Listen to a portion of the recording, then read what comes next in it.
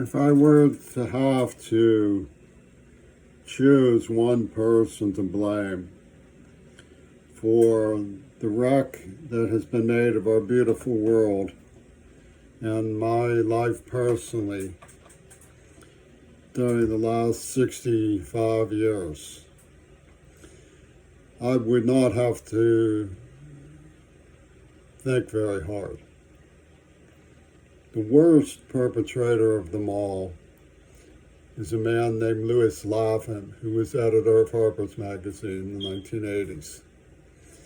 It was this pusillanimous dandy from New York, a woman's columnist, who dabbles in high society's views of politicians,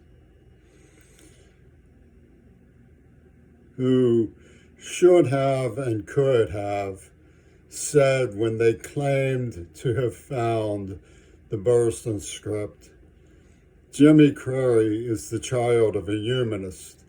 This is a plot by the military fundamentalist freak show in Washington, D.C. Leave him alone. Try to find out why he was in the scholars program in Fulton Elementary School and his grades suddenly dropped after he appeared in the office crying for help from men he said were going to murder him, and then disappeared for a month, and his mother sold her house and moved. But he did nothing of the kind. He leered and he lisped and he talked to Paul McCartney and Ringo Starr and Patrick Buchanan and said, let's make Curry out to be a delinquent and promote the people who tortured him. Won't that be funny? And he called forth and summoned what Buchanan called his peasant army, heedless of the murders that he was conjuring from the Branch Davidian culture, heedless of the warmongering upmanship of the Gurdjieff cluck, heedless of the mindless violence and power of Carnegie Mellon University's radio KKK, heedless of the deranged boogie monster he had made of me, of the NAACP, heedless of the violence and cruelty in the script and the taunting and the ethnic slurs directed at me as a deaf Irish white person, heedless of anything but the cackling that he could get from Yoko Ono. He abandoned his claim to trying to protect liberalism in a society that had gone deranged with military extremism in favor of what he clearly regarded as an insider's practical joke. It implicated him in the manuscript of Gail Burston, and he probably was. He mired the idea of making me argue for my life against what Pittsburgh has summoned yet again to demonstrate their Holocaustal brutality and legal impunity, the essence of their Fern Hollow Bridge collapse philosophy, which I can explain to you. They believe as a law and power of the Almighty, not in the truth, not in the hard work of establishing facts, not in securing professional public defenders to protect the disabled, not in securing the police to arrest poison criminals. Pittsburgh believes in none of that. They believe in one thing and only one thing. It's a mysterious form of social enlightenment to them. It's a mysterious mystique that elevates to great positions of superiority, the cranks who they love and worship. And they have identified it and told me about it and exposited on it and demonstrated the money that can be made by it. And they live in awe, their mouths agog at the way they get away with fiendish destruction of schools, chemical warfare, murder of toddlers, the rape of children, the slavery of the unions to lies. And what is this mysterious thing? Market forces.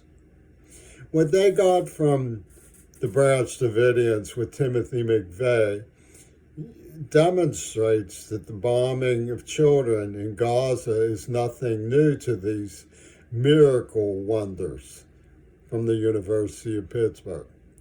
Carnegie Mellon University created a hot wiretap through the office of Jaime Carbonell, Jeffin Corporation, and Penis Gabriel's Bath, England, that cared nothing whatsoever about the truth of the situation regarding what they were cackling was extruding in the name of free speech to hang a patsy that they had designated for profit and earmarked for extermination in cold blood for all the world to see. They ran this hot wire through the office of a monster who only wanted to prove that he could conjure demons through purposeful mistranslation. His practical joke on linguistic anthropology and computer translation, all endorsed by Roger Waters. Because I was from Bush's Ship in the Navy, had little to do with it. I was what Thomas Gordon called a convenient thing to hate. They just earmarked me and did it. They used a neurological implant and then impacted it with terrible memories that they extruded in a climate of absurdity for absurd theater purposes. And it was the essence of the entire conduct of the administrative levels of Washington, D.C., leading to Clinton, Obama, W. Bush, Trumpy Toon, and now this weirdo, Joe Biden, who doesn't know the difference between a balance sheet of capitalism and a genocide and a war on toddlers. How bad is that? And throughout the background of the whole thing, people proclaiming themselves savants, prophets, inside geniuses, gurus of heaviosity. They proclaimed as truth cold-blooded lies. The Zappas. Z is for Zionist Zappa Zania. And they got away with it because of their mysterious market forces. That's what they put before everything. They will destroy the earth in the name of market forces. They will poach the elementary schools in the name of market forces. They will destroy the integrity of the University of Pittsburgh, law school, ethical foundations in the name of market forces. And what are these market forces doing? Selling leers, gyrations, extravagant fraudulent diagnoses, experiments on minors in cold blood that leave them irreversibly destroyed, a deranged, maniacal NAACP spinner beanie crowd who want to do the same thing to other people in the name of their own what? Market forces. And the ethical foundation for schools, the courage to deal constructively with climate change is 100% absent because of their filial, swarming, monotonous worship of what they call market forces.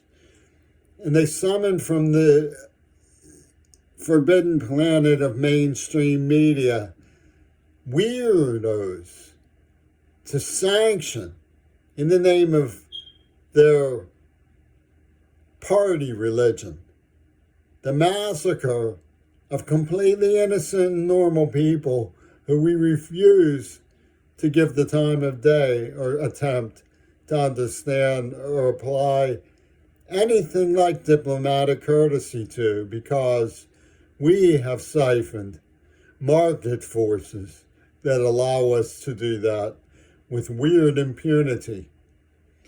Market forces is the watchword behind all of their fiendish, despicable, childish war games with real victims. Children in Gaza, children in Oklahoma Federal Building, children at Fulton Elementary School. You could argue that they have found the golden light, the milk and honey of all grounds for negligence by cultivating racism towards Africa in a media project that's intended to put the whole burden on an American society that's being robbed. Most of us are poor and can't make ends meet. We have this idea of ourselves as somehow classy figures in the historical heritage of a human civilization in the march of progress, the American century that lasted a couple of years. And we don't even practice anything towards each other that resembles the slightest bit of elementary courtesy. Elementary courtesy, recognition of fact, protection of the public right to know, is completely spun out of the issues that we allow to be regarded in the name of scrubbing away the truth about what's happened with the market forces of public relations, the spin control of the celebrity superstate. One after another, we've seen all of the things that we were led to believe about ourselves targeted and destroyed. And who gets empowered by this targeting and destruction? The market forces that these spinner beanies worship. They can't think carefully about what has happened to our public safety, to our public schools, to our group exchange processes, to the laws of evidence, to the meaningful progress of safety for the ecological realm of the world. They can't understand that Congress of the parties, COP28, came and went with nothing but a lampoon in its wake. The insistence on continuing to support fossil fuels. They can't comprehend that their cars are a monotonous decision to end the world. Unless we change the way we go about relating to each other and to our ecological environment, we are doomed. And we can't accept anything even remotely like integrity, discussion, remorse. I'm a disabled person, and these cock and bull artists got away for decades saying that I would be a failure and a troublemaker at school, so why bother teaching me sign language? That I'm not deaf, that I'm ignoring them. That was the words of the number 2 attorney from our Nuremberg's law school when I detected the vainglorious and anti-valorous, anti-chivalrous, anti-Arab racism, and criminal direction of his tutorship of the entire law school class.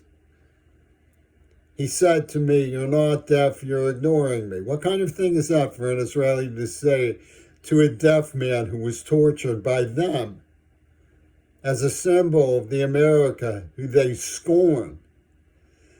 Lewis Lapham didn't consider once this categorical nature of what was done to me or the disability of deafness. He just threw it all away for an insider's joke. He clucked his tongue and said, "What's this mean, Jaime?"